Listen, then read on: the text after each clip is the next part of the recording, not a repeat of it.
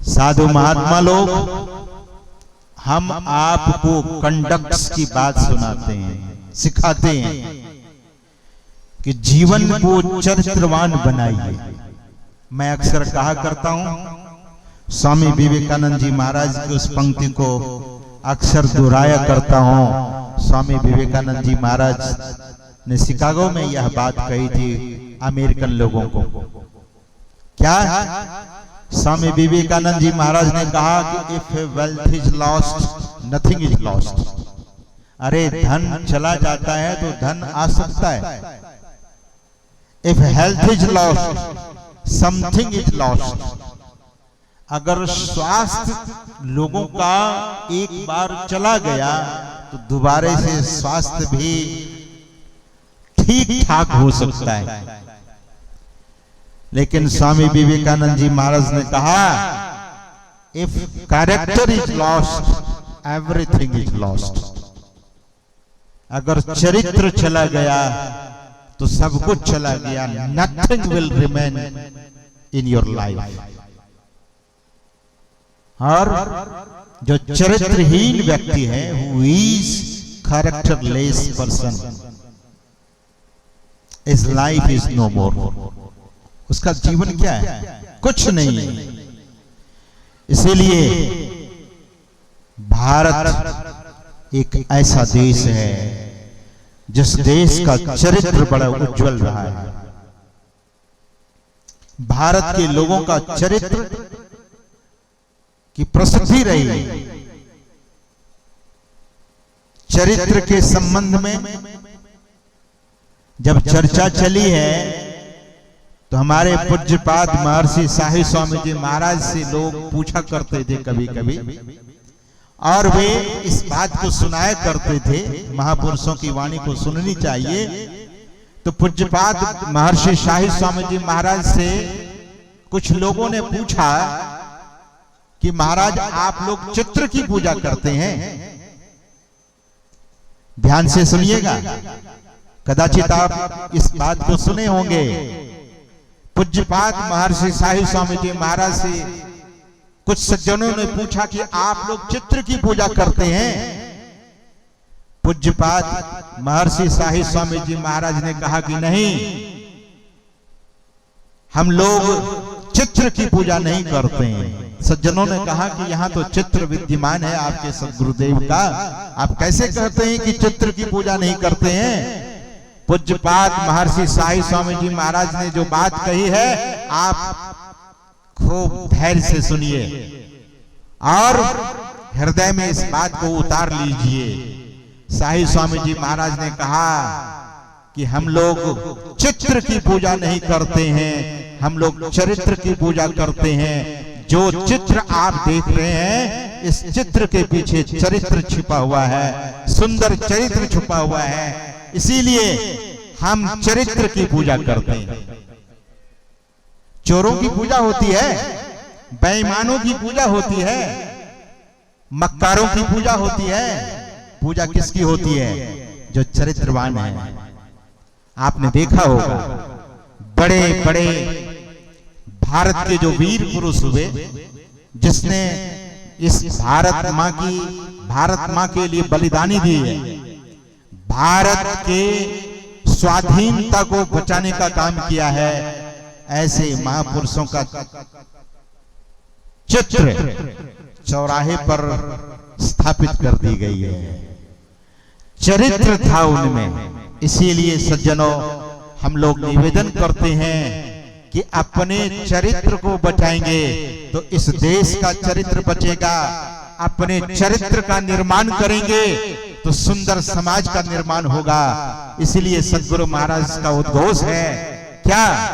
सत्संग नित और ध्यान नित रहिए, करत संलग्न हो। बेविचार, चोरी, नशा, हिंसा, झूठ तजना चाहिए।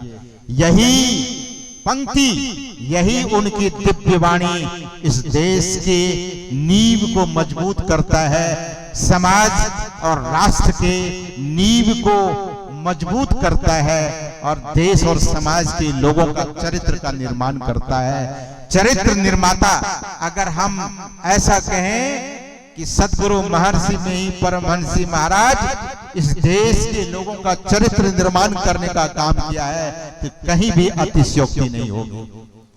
चरित्र का निर्माण, मनुष्य सबसे पहले अपने चरित्र का निर्माण करे।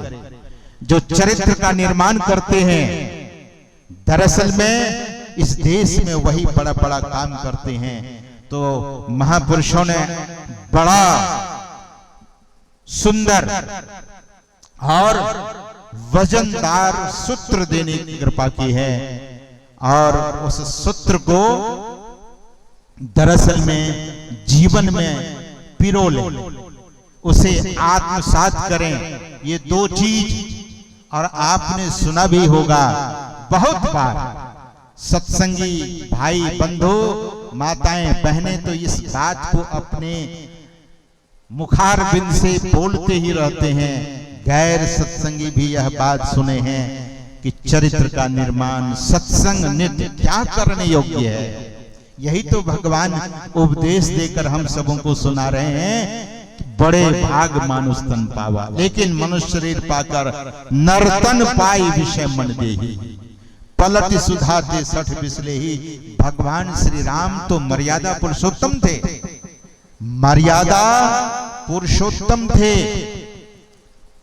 वे पुरुष नहीं थे, पुरुषोत्तम थे। भगवान श्री कृष्ण ने कहा गीता में, द्वाइमो पुरुषो लोके क्षरस चाक्षर एव च क्षरः सर्वाणि भूतानि कूटस्थो अक्षर उच्यते। ये अक्षरों से भी जो परे है वो कौन है? पुरुषोत्तम है। पुरुषों से भी जो, पुरुषों में जो उत्तम है, ऐसे मर्यादा पुरुषोत्तम भगवान श्री राम मर्यादा में जो रहने वाले हैं, वे कभी किसी को गाली देते हैं, लेकिन गलत काम करेंगे तो गाली तो पड़ेगी। भगवान ने क्या कहा? विषय में रत रहने वाला सठ है, पलट सुधाते 60 बिसले ही। जो अमृत को छोड़कर विस्पान करता वो सठ नहीं तो बुद्धिमान है। इसीलिए सज्जनों, अपने देश, अपने समाज का निर्माण सत्संग से होता है। और मैं तो अक्सर कहा करता हूं, हमारे श्रद्धे श्री सुरेंद्र बाबू पूर्व प्रमुख साहब इस कार्यक्रम को कई सालों से मुझसे निवेदन कर रहे थे, और उन्होंने बहुत जनप्रतिनिधि, सम्माननीय माननीय जनप्रतिनिधि को भी बुलाया है। और मैं देखा कि वे लोग बड़े श्रद्धा से बैठकर वहीं से सत्संग सुन रहे हैं। तो मैं इन जनप्रतिनिधि के द्वारा भी अपना संदेश पहुंचाने के लिए निवेदन कर रहा हूं। कहां? माननीय मुख्यमंत्री महोदय तक, माननीय प्रधानमंत्री महोदय तक, कि भाई सब्सिडी आप समाज में देते हैं। नेपाल हम लोग गए थे सत्संग करने के लिए, नेपाल में सरकार वहां पैसा देती है सत्संग कराने के लिए। और मैं तो कहूंगा इन जनप्रतिनिधि, माननीय जनप्रतिनिधि जनों को, कि आप भी सत्संग में जरूर एक योगदान, और हो सके इसको आपकी भाषा में सब्सिडी कह दें, तो सत्संग में भी सब्सिडी दें, तो लोग और उल्लसित होंगे और उत्साहित होंगे सत्संग करने के लिए। तो शुभ काम में धन को खर्च करना चाहिए, धन की पवित्रता, धन की शुद्धि और वृद्धि के लिए। सुबह में हमारे स्वामी मुक्तानंद जी आपको सुना रहे थे कि धनात् धर्मः ततः सुखम। धन से जो धर्म करता है उसी को सुख की प्राप्ति होती है, और धन से जो अधर्म करता है वही व्यक्ति संसार में दुखी होता है। धन मिला है, शरीर भी धन है, और विशेष जिसे रत्न कहते हैं, रुपया